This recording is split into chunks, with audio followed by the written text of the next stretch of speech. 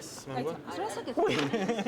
როდესაც გავიკეთრო მონაწილეობა და მიგვიღო ექსპრო ჯორჯიას გამოფენაში, მაგრამ ძალიან გაგვიხარდა, იმიტომ რომ რეგიონული მედიისთვის ეს არის ძალიან კარგი საშუალება, რომ შენი პროდუქტი გამოიტანო, აჩვენო საზოგადოებას, რას აკეთებ, ვინ ხარ, როგორ აკეთებ და შესაბამისად მე დააინტერესო უკვე ეს პოტენციური რეკლამა დამკვეთები, ვინც შეიძლება შენი ეთერის მომხმარებელი გახდეს. ეს არის ჩვენი სარეკლამო ბუკლეტი, ეს არის საახალწლო შეთავაზებები, რაც თავაზობ, რამდენ პროცენტი ამ ფასს დაკლებებს. ეს არის ჩვენი ტარიფები, რომელიც არის ძალიან მოქნილი და გათვლილი ნებისმიერი ბიზნესისთვის. გავაკეთეთ აუდიო წიგნები, ეს არის საბავშვო ზღაპრები და პლუს გვაქვს ახალგაზრდებისთვის ძალიან კარგი მოთხრობები. გადაცემა გრიფით საჯარო, რომელიც რა ვიცი უნიკალური არის იმით, რომ სხვადასხვა პროფესიის ადამიანებს კვირის სხვადასხვა დღეებში მიყავთ გადაცემები საზოგადოებისთვის აქტუალურ თემებს. ამ მომენტისათვის დაახლოებით არის 80-20. ანუ 80% არის მაინც სარეკლამო შემოსავლები და 20% არის გრანტები.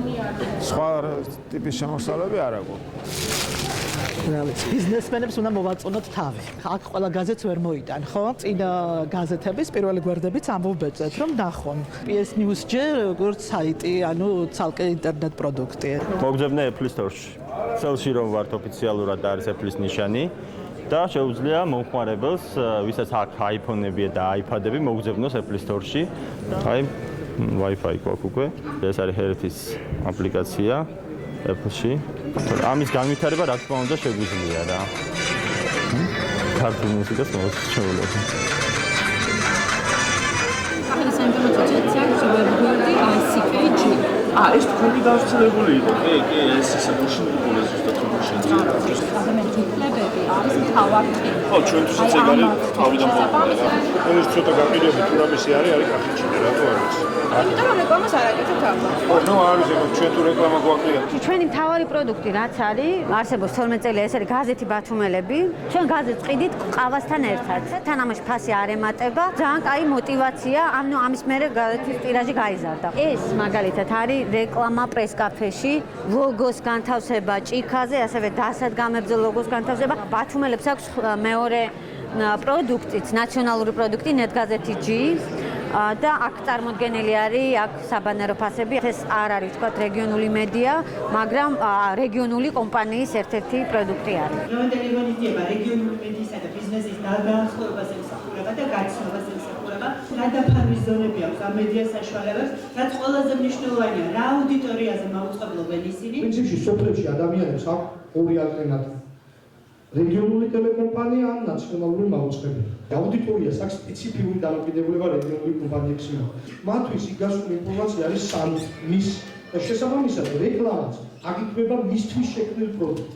RMM არის სარეკლამო სააგენტო რეგიონ მედია მარკეტი, რომელიც აერთიანებს 13 რეგიონულ ტელევიზიას. ჩვენ გვაქვს დაბალფასად აღებული რეკლამა ამ კომპანიებში, კონკრეტული პაკეტები, რაზეც წინასწარ ვართ ხელშეკრულებებით შეთანხმებული და ვყიდით ბიზნესზე ერთობლივად. თუ 2010 წელს საინფორმაციო ცენტრებს ყავდა 100 ან 200 უნიკალური ვიზიტორი დღეში, ამჟამად ჩვენი ცენტრების მომხმარებელი არის გაზრდილი 10 ჯერ და კვირაში 4 საინფორმაციო ცენტრის უნიკალური ვიზიტორი აღწევს და აჭარბებს ზოგიერთ შემთხვევაში 70,000 უნიკალურ ვიზიტორს.